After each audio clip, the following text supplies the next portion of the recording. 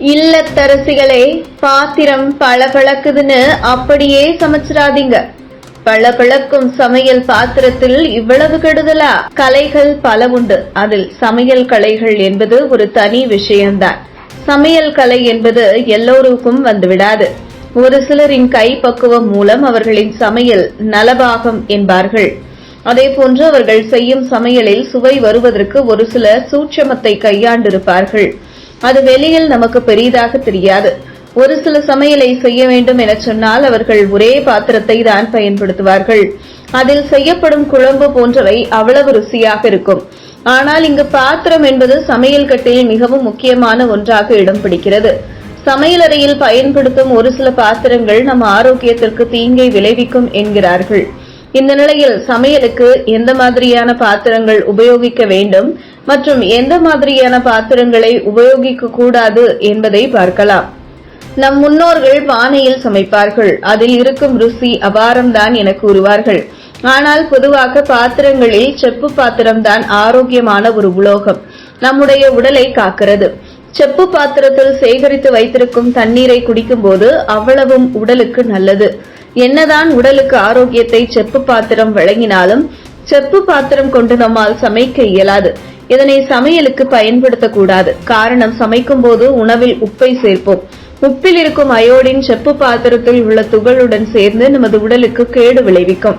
எனவேதான் சமையல் செய்யும் போது செப்பு பாத்திரங்களை தவிர்க்க வேண்டும். மேலும் செப்பு பாத்திரத்தை தீயின் மீது வைக்கும் போது ரசாயனங்களை வெளியேற்றுகிறது. இது உணவுடன் கலந்தால் நமது உடலுக்கு தீங்கு தரும்.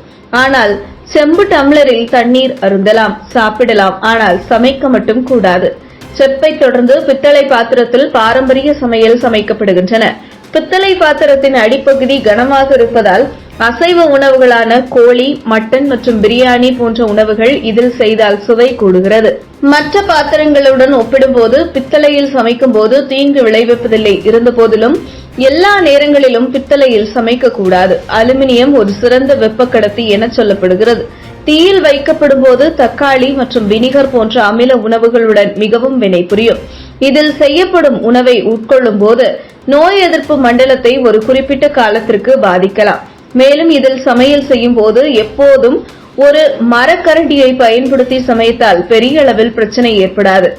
இரும்பு, துருப்பிடிக்காத எஃகு மற்றும் களிமண் பானைகள் ஆகியவை மட்டுமே சமையலுக்கு பயன்படுத்தக்கூடிய சிறந்த சமையல் பாத்திரம் என நம் முன்னோர்கள் சரியாக கணித்து அதில் சமைத்து வந்தனர். மண்பானை ஈரப்பதம் மற்றும் வெப்பத்தை உணவின் வழியாக செல்கிறது. இது உணவின் உள்ள ஊட்டச்சத்துக்களை அப்படியே தக்க வைத்துக் கொள்கிறது. ஆனாலும் களிமண் பானை தினந்தோறும் பயன்படுத்த முடியாது என்றுதான் சொல்ல வேண்டும். ஆனால் பக்குவத்துடன் சமைக்கும் போது மண்பானை ஒரு சிறந்த பாத்திரம் என்றுதான் சொல்ல வேண்டும்.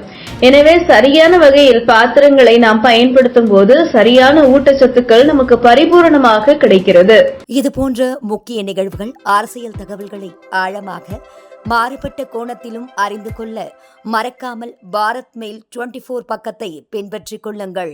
உங்கள் ஒவ்வொரு ஆதரவும் இதுபோன்ற பல நிகழ்வுகளின் பின்னணியை அறிய உதவும்.